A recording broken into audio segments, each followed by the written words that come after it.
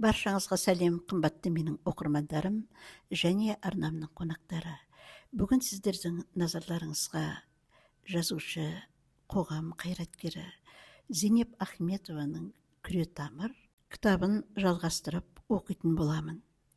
Бұл кітапта халқымыздың салт дәстүр, әдет-ғұрып, ырым-тыйымдарының мағынасы жас ұрпаққа кеңінен түсіндіріледі. Осы арқылы бұрынғы жақсы мен бүгінгінің жаңасы ұштастырылып, ұлттық болмыстан айнымай қазақы тәлім-тәрбиенің мәнін ұғындырады. Кітапта құрсақ шашудан бастап, баланың алғашқы мүшелігіне дейінгі аралықтағы салт дәстүр, жөн жоралғылар барынша қамтылады. Бұл әрбір отбасына қажетті кеңес деп есептеймін. Бүгінгі тыңдайтындарыңыз келін күтімі. Тұңғышына аяғы ауырлаған жас келіншек ана болатын білгенімен, шынайы мәніндегі жүрек елжіретер, аналық сезімді әлі түсінбейді. Бірақ оның бүкіл болмысында өзгерістер жүріп жатады. Бойына бала бітпей тұрғандағы қалпы, айналаны қабылдауы енді басқаша ағысқа түседі. Өзінен өзі мазасызданып, сәл нәрсеге кейіп, болар болмасқа тарылып, әр нәрседен секемденіп, бұрын өзіне тән емес күй таңдау пайда болады. Әлгі ақын жазушылардың асқақтатып суреттейтін алып ұшқан жүрек қуанышы, ана болардағы мақтанышы, шынын айтқанда алғаш бала көтерген әйелде бола бермейді. Неге десеңіз, алдында не күтіп тұрғанын шамалап болжаса да, болмай қоймайтын шындықпен бетпе-бет келгенде қал жағдайының қандай күй кешерін білмейді. Белгісіз бір бұлыңғыр дүние, ал белгісіздік қашанда құпиялы, тіпті қорқынышты. Өйткені өмірге адам әкелу әлемдегі ең ауыр, ең қасиетті құбылыс. Сол үшін әжелеріміз екі қабат әйелдің бір аяғы жерде, бір аяғы көрде деп, ана болу бақытының қасында толып жатқан қауіп-қатердің бар екенін айтады. Ұғымды енелер өтпелі кезеңді жақсы түсінеді. Түсінгендіктен келін мінезіндегі құбылып тұрған көрініске аумалы төкпелі жай күйіне кешіріммен, жанашырлықпен қарап, бауырына тарта мейірім көрсетеді, мезгілімен тынығуына жағдай жасайды. Көңілсізден көзсіз бала туады депті бұрынғы әжелеріміз. Аяғы ауыр келін ашық, жарқын, жайдары болса, көңіл күйі көтеріңкі жүрсе, толғағы жеңіл, аман сау босанады. Бала ерте күліп, жақсы ширайды дейді.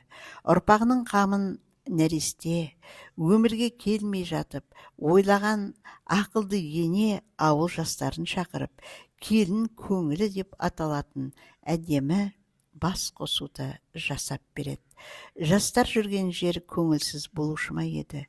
Күмбірлетіп күй шертіп, ән шырқап, қызық ойындар ойнап, жарасымды әзіл қалжың мен болашақ ананың көңілін көтереді. Жан дүниесін сергітеді. Жан ашыр жақындар, құрбы құрдас, тең тұстар ара кідік, өздері де келін көңілін жалғастырып, сауық құрады екен. Қазіргі ғылыми зерттеу тәжірибелері жағымды сезімде жүретін ананың баласы мейірімді, сезімтал, кісіге жақын үйірсек болатынын дәлелдеп отыр. Ал әжелеріміз мұның бәрін оқымай-ақ, табиғи тектілігі арқылы баяғыда ақ білген. Ененің баса назар аударып қадағалайтын бір қамқор ісі келіннің уақытымен дұрыс тамақтануы.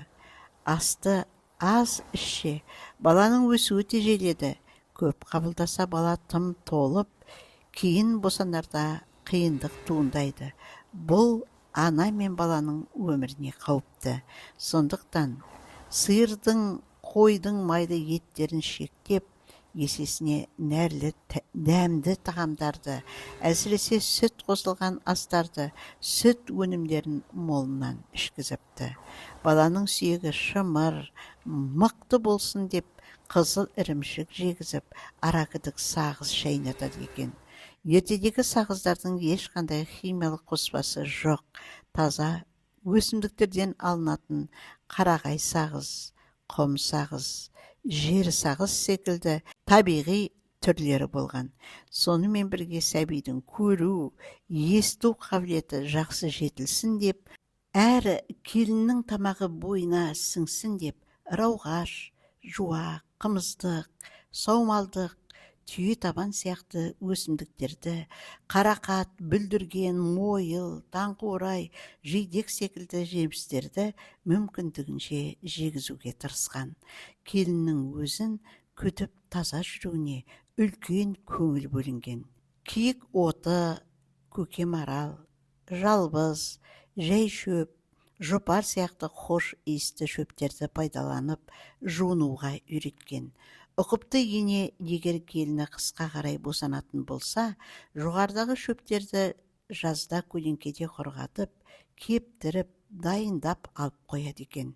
Сол секілді емдік қасиеті бар арша, адыраспан сияқты өсімдіктерді үйге түтіндетіп, іштегі баланың тыныс мүшелерінің сезімтал болуына әсер еткен.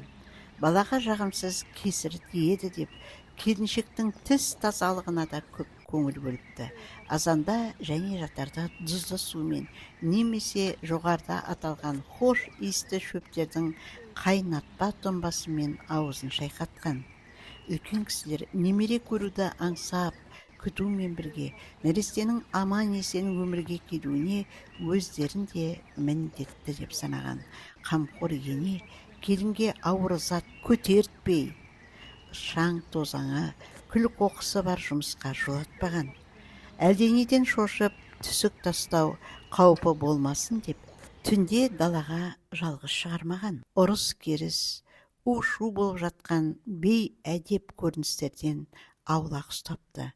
Аяғы ауыр келіннің көзінше кім кімге де өрескел сөйлеуге, айғайлап арындауға тыйым салған. Әрі келіншектің өзіне, шырағым, даурығып даусыңды көтермей, биязы, сыпайы сөйле, әйтпесе бөпеңнің мінезі шәлкем, шалыс, салдыр-гүлдір содыр болып қалады деп жағымсыз әдеттерден сақтандырған. Сол секілді үйге келген кісіні есіктен қайтарма, қырықтың бірі қыдыр деген, қолыңнан дәм татқызып, ықыласын ал, шарапаты тиет. Жас балаға зекіме, олар періштедей пәк, күнәсіз. Баланың мейірімі түссе, бойың жеңілдейді.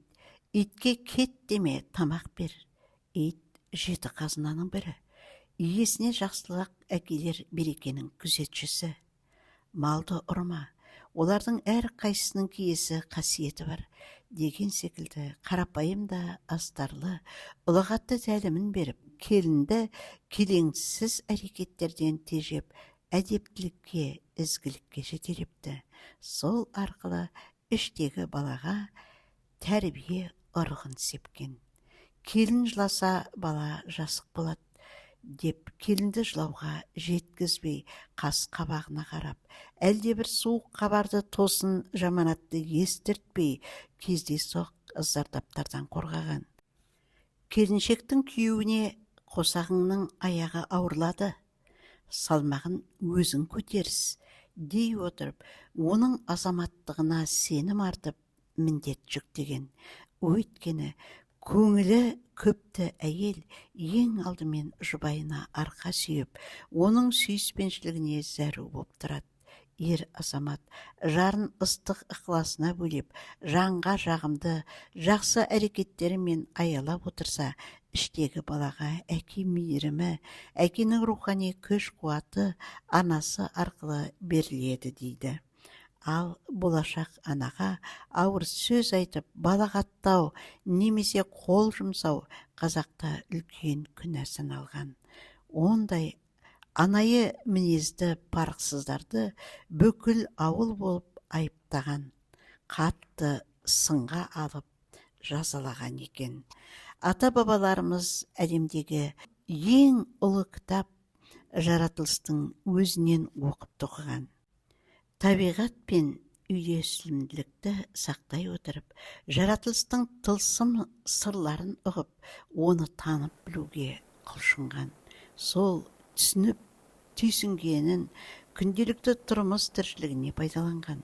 Бүгінде ғылым біліммен қаруланған біздің үлкен ағаттығымыз табиғаттан бөлініп, ешбір құдіретке, тылсымға иланбай, сенім дейтін рухани ұлы күшті тұншықтырып алғандығымыз. Соның нәтижесінде ішкі жан дүниеміз, ұлттық дүниетаным құндылықтарымыз лайланып, обалды түсінбейтін, сауапты жасай алмайтын, парызды өтемейтін, күнәні мойындамайтын, тіршілікке тәубе демейтін, мәңгүрттік дертке шалдыққанымыз жасырын емес. Қаттырақ кетіп, ашылау айтып жатқан себебім, тәрбие талғамын табиғаттан ажыратып, оқшау қарамасақ екен деген ойдан туып отыр. Адам қуатты табиғаттан алады. Бұл біздің қазақ үшін жаңалық емес. Ілгеріде өткен аналарымыз келіндерін табиғаттың өзімен тәрбиелеп, сол арқылы болашақ ұрпағына қамқорлық жасаған. Қарағым, заңғар тауға қара, немеремнің өресі биік болсын. Жазық далаға көкжиекке көз жібер, немерем кең пейілді дарқан болсын. Жайнаған гүлге, жайқалған көкорайға назар аудар, сәбиің шырайлы болсын. Бұлақтың көзін аш, бала қайырымды, мейірімді болады деген секілді ақыл кеңестерін айтып, жас келіннің табиғатты қастерлеп түсінуге, жақсы қасиеттерді жаратылыстың өзінен үйренуге баулыған. Ой жіберіп қарасаңыз, көңілі күмәнді болып жүрген, аяғы ауыр әйел түгілі, былайғы адамның өзі бір сәт тауға көз тігіп қарағанда, ойы биіктеп көңілі өсет.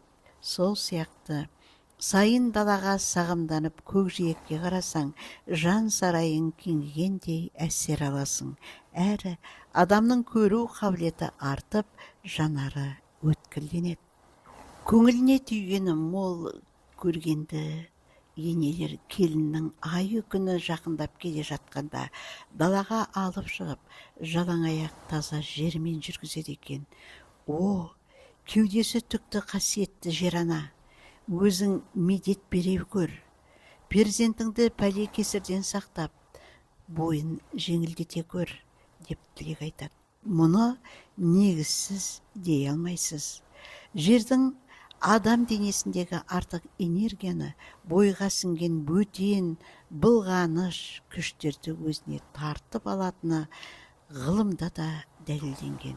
Найзағай түскен, тоқ соққан адамды жерге көміп емдейтіні сондықтан. Оның үстіне жалаң аяқ жер басып жүргенде табандағы шоғырланған нерв жүйелерінің қызметі артып, адамның денсаулығына жағымды әсер беретіні тағы да даусыз. Қазір емшілердің емдеу тәсілінде табиғаттың өзінен, күн нұрынан, ай сәулесінен, оттан, судан, жерден қуат алып, науқасты сауықтыратыны жайлы жарса жазып, жаңалық ашқандай жар салып жатады. Осылар қазаққа таңсық емес, қарапайым табиғи әдіс тәсіл болған. Қолында 2 қабат келіні бар саналы ене, ай сүттей жарық түнде келінді ай сәулесі астында жүргізіп серуендетіп, ғарыш қуатының әсерін тартқан. Бала айдай сәулелі, айдай көпке ортақ білікті болсын деп тілепті. Келінді ай жарығында бұлақ суына көлге шомылдырып, бала судай таза, судай тұнық, судай қасиетті болсын деп ниет қылған.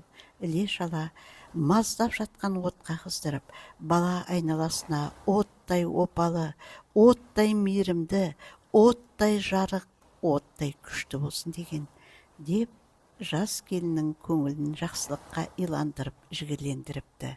Суық пен ыстықты кезек алмастыру арқылы бойға күш қуат сіңдіру ата-бабаларымыз бағзы заманда ақ білген. Келін күтімінде оның киім кешегіне де зор мән берген. Бойы тазалығымен қоса, киім кешектің кіріссіз әрі денеге ыңғайлы болуын қадағалаған. Келінге қара, қоңыр, сұр түсті киім кигізбеген. Керісінше, ашық түсті, кең мол тігілген киім таңдаған. Осы жерде нақты болған бір әңгімені айтуды жөн көрдім. Менің анам ұлттық құндылықтарды өзі өмірден өткенше үкісін қисайтпай ұстаған жан еді. Ұлыма аяғым ауыр кезде бір күні үйге келіп, маған етек жеңі кең мол пішілген, кеудесінен бүрген екі көйлек тігіп әкеліпті. Мен оны көрген замат, мұндай көйлектерді кимеймін, бұл менің мәнерім емес деп бірден ыршып түстім. Сонда анам, түх, сенің осы дыз етпе мінезің-ай, туламай алдымен тыңда, деді иығымнан сілкей ұстап көзіне қаратып.